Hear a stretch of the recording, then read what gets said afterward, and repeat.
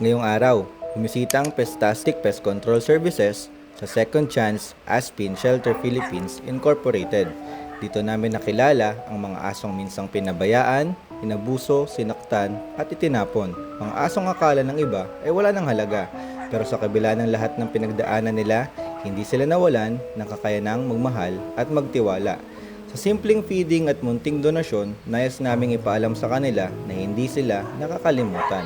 Hindi man namin mabago ang kanilang nakaraan, umaasa kaming kahit papano ay mapasaya namin ang kanilang kasulukuyan at makatulong sa mas magandang kinabukasan.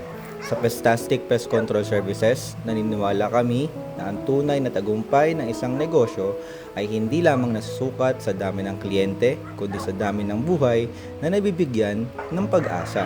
Maraming salamat sa Second Chance Aspin Shelter Philippines Incorporated sa walang sawang pag-aaruga sa mga hayop na nangangailangan ng pagmamahal at pangalawang pagkakataon. Dahil lahat ng buhay ay mahalaga at lahat ay karapat-dapat sa pangalawang pagkakataon. Ayos ba?